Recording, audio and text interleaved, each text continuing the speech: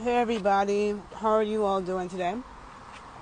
It's Makeda Valletta, also known as the Body Scientist, and I'm live on my IG page. They've been reposted to my YouTube as usual. And if you're unfamiliar with me, sorry I'm eating. I shouldn't have started my video. I am a exercise physiologist, trainer, nutritionist. I've studied all the ways, I've committed my life to studying all the ways that we can take our body to its highest level. So I'm very much about the performance of the body, okay? Health and performance, all right? And so today I want to talk about, lately I've been doing a lot of research when it comes to liposuction. I never used to pay attention to liposuction. It wasn't on my mind because it wasn't something I was ever thinking about doing. And I did know, I remember learning in college that when people get liposuction, a lot of times they get a lot more fat other places. I know that fat cells cannot be destroyed. So when somebody has a lot of body fat and they lose weight, the only thing that happens is that the fat cells shrink. Okay? But they don't go away. So liposuction, you're permanently removing it. And the way I look at the body, I think the body in nature is far more wise and complex and intelligent than we can even begin to imagine. So I don't believe in messing with nature like that, okay? There are scientists who seek to understand nature, and there are scientists who seek to control nature, okay? I am the type that seeks to understand it, okay? The body scientist. I study how the body works. And things in our body have multiple purposes. I remember when I was a kid and people were getting their tonsils taken out. And they would always say, like, everybody's getting their tonsils taken out. And they used to say, oh yeah, we don't need them anymore. And I remember thinking to myself, they would say we don't need them. And I always thought, what? Like, how do you know we don't need them? If we didn't need them, then why do we have them? I feel like everything serves a purpose. So I'm like, how do you know that? I always thought like that, right? Okay, so lately, I've been seeing, damn, that car just ran right through the red light. I'm doing this video on my car. 2 cars ran through the red light. The red light had been red for like 5 seconds. Anyhow. So lately, I realized that there have been a lot of celebrities who just all of a sudden got skinny. You see Kim Kardashian, a lot of celebrities, a whole lot of them. I can't remember now off the top of my head. But there's a whole lot of celebrities that just got thin, and some of them start looking old in the face.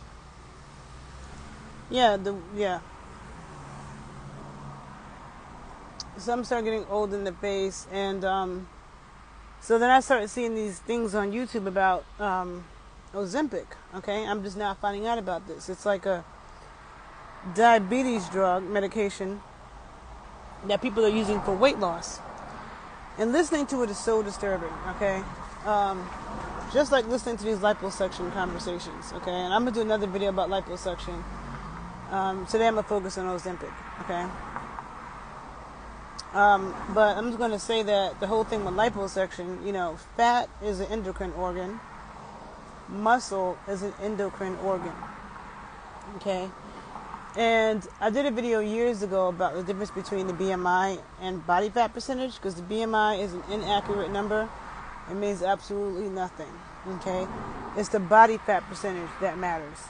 And I'll post that video below on my YouTube.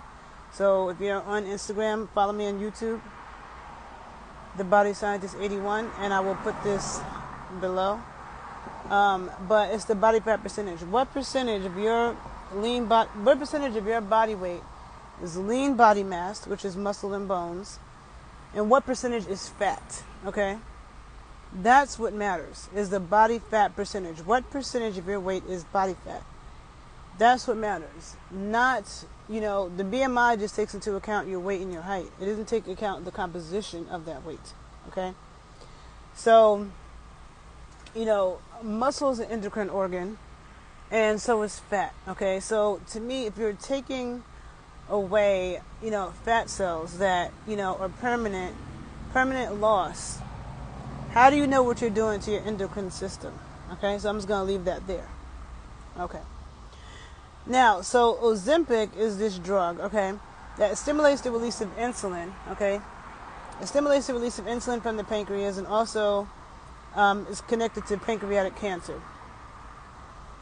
And pancreatic cancer is on the rise. I learned that about a month ago when a dear friend of mine, two friends of mine, lost a friend of theirs, a young woman. She might have been like 41, had young kids, and died of pancreatic cancer very quickly, okay? And then I learned that pancreatic cancer is on the rise, okay? So Ozempic is connected to pancreatic cancer and pancreatitis, which is also a problem, okay? Nothing to take lightly. And it lowers glucagon release from the pancreas. And both of those are like, glucagon helps to control blood sugar, all right? That and the insulin. Stimulating the insulin, that's going to manipulate the blood sugar, right? Ozempic slows down gastric emptying, okay, from the gut. And, it slows down gastric emptying in the gut so it can slow down carbohydrate absorption. That's a problem, okay? Because the thing that people don't understand, people think about nutrition and food as calories. You don't want to think about it in terms of calories.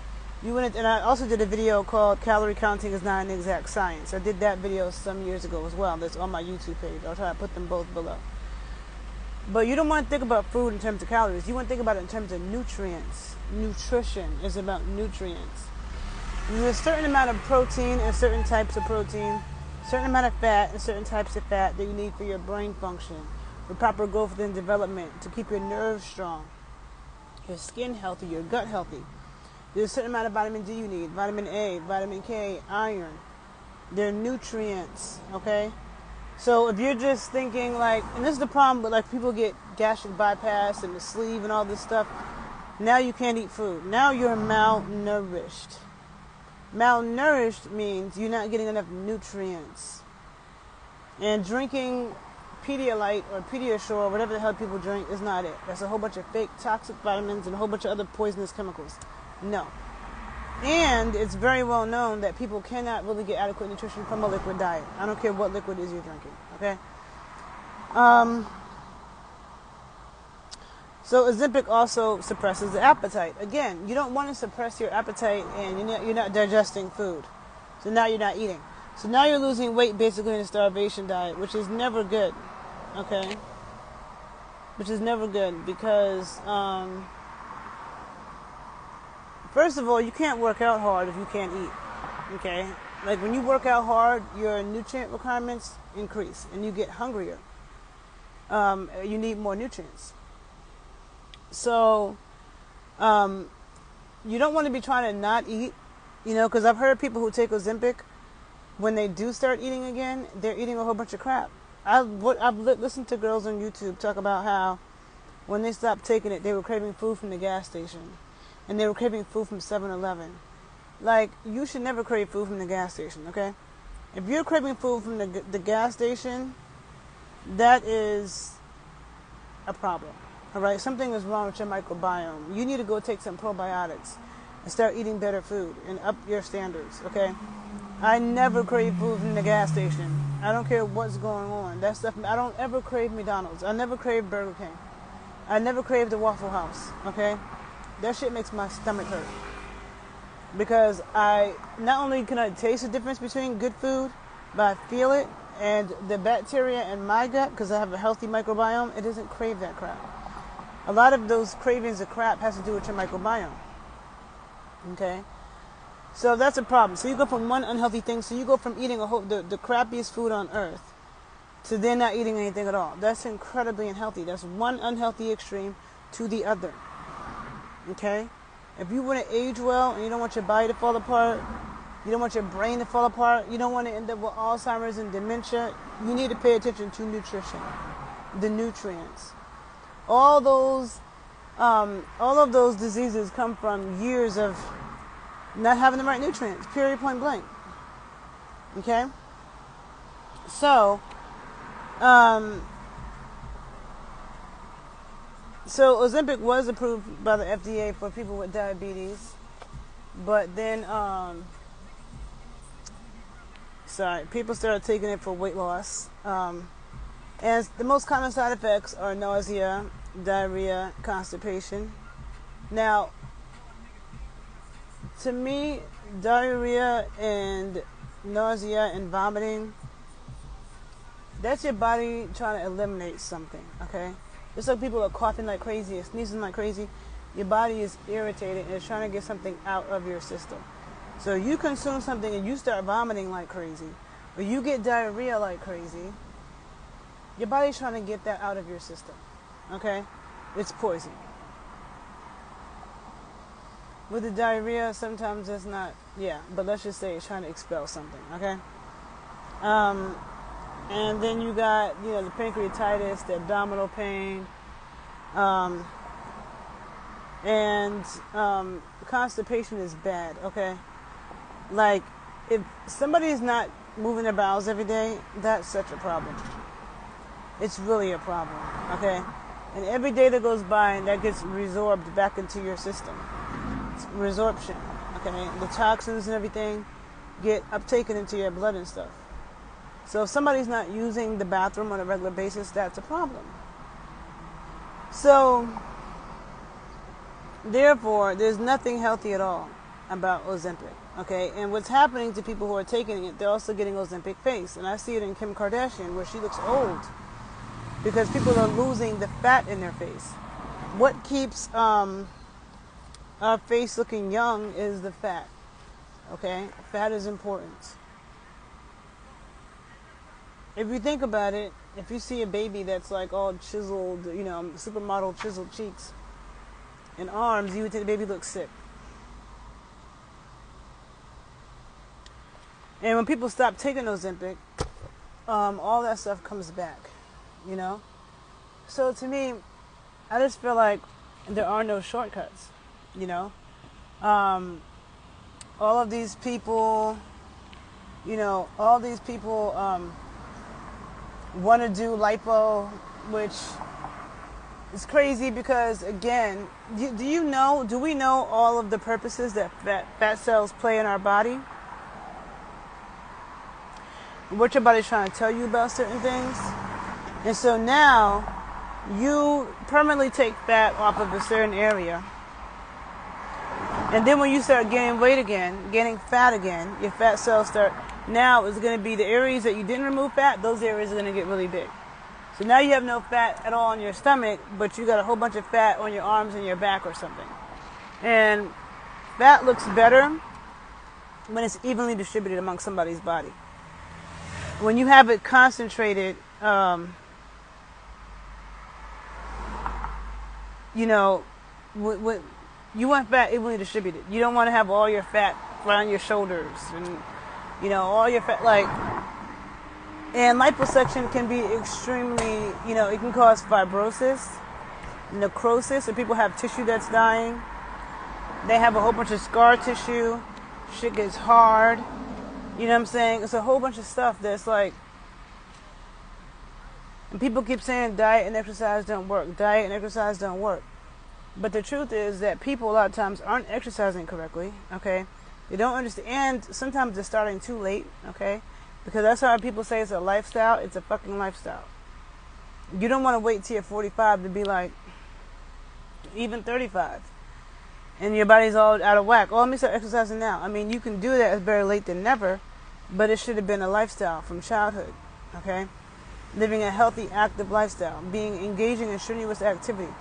Not just, I'm going to go to the gym, but engaging in strenuous activity as a part of your lifestyle, okay?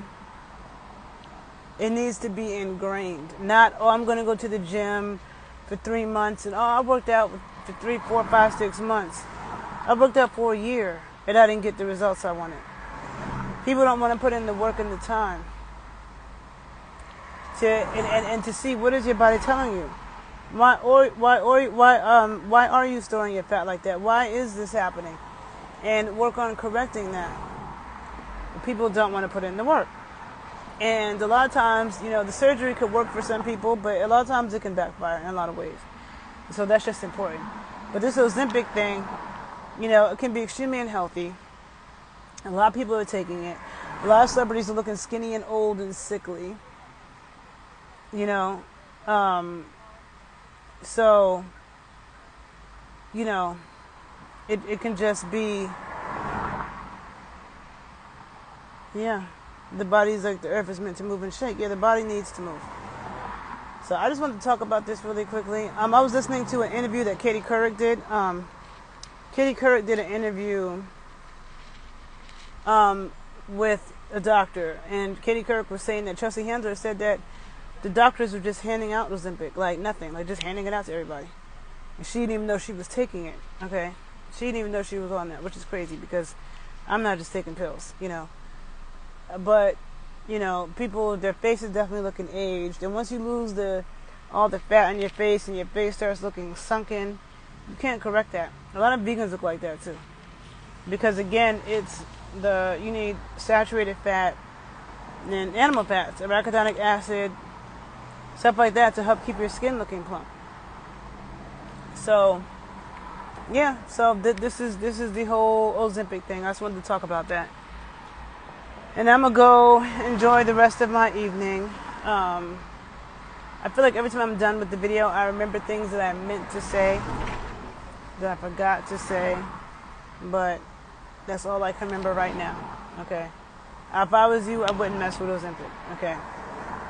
Not eating and all that, but what that will do, hold on, I have to sneeze. Hold on, whew, I have to sneeze. Sorry, you don't want to sneeze in the camera. But not eating, what that does, it causes you to lose muscle. You don't want to lose muscle. You don't want to lose muscle at any point in your life, but especially not as you're aging. Muscle is the metabolic tissue in the body. Muscle is what burns fat.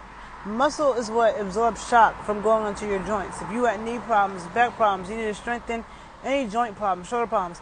You need to strengthen the muscles around your joints. So that's another reason. And muscle is an endocrine organ, okay? Muscle secretes testosterone. Men and women need testosterone. It fuels our sex drive. But, you know, men as they're aging definitely don't want to be having testosterone decreases. Muscle is what gives you shape. Especially the fast-twitch muscle fibers that you work when you're doing strength and power activities. That's what gives you shape. So for all those reasons, the shock absorption, muscle also moves bone. It gives you shape, metabolism, hormones. You want to maintain, you want to engage in anabolic activities. And if you don't eat enough food and enough protein to maintain the muscle you have, and the more muscle you have, the more food and protein you need to eat to maintain it. But if you don't do that, you don't eat enough food and protein, your body will eat your muscle. And when your body eats your muscle, you have increased body fat. And that's when you see people who are skinny fat and stuff like that. So that's why you never want to go on a starvation diet where you're not eating enough food to maintain your muscle. Your muscle will eat itself. It will it's called catabolic, okay? You want to engage in anabolic. Let's build muscle, not break it down. And the more muscle you build, the more fat you burn, even when you're at rest. So it's really time. I mean, I feel like people could do what they want. But the surgeries, the pills, you're going to take a pill that's going to make you lose all your, you know, be starving to death, cause gastrointestinal problems, risk pancreatic cancer, and get liposuction and take fat off in certain places. Now you got scar tissue. You got scar tissue, you know, all in your, it's just, and now fat comes back in other places. You got mad fat in other places, now you look crazy. It's just not a good, it's not, I wouldn't recommend it, okay? But, and diabetes is so preventable. You know what else is the key to preventing diabetes? Eating a lot of fat, eating a lot of butter, you know, eating some duck fat,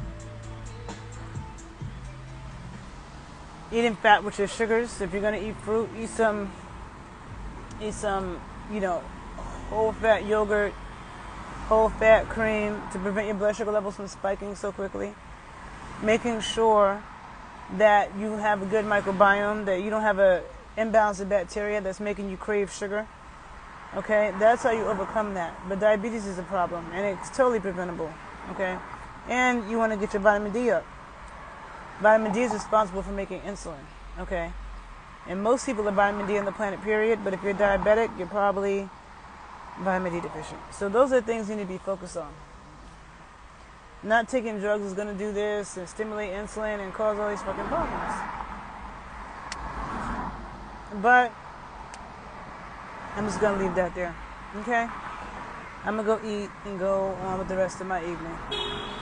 If you have any experience with Ozempic, please let me know. But my 2 cents, I wouldn't mess with it, okay? Have a good evening, people. And if you're on Instagram, make sure you follow me on YouTube, The Body Scientist 81. And if you're on YouTube, make sure you follow me on Instagram, _body_scientist, okay? And I'm always available for one-on-one consultations. I work with people all over the world. No matter what's going on with you, no matter what your age is, I'm always here. You can just email me, message me, okay? thebodyscientist81@gmail.com. Have a good evening. Bye, people.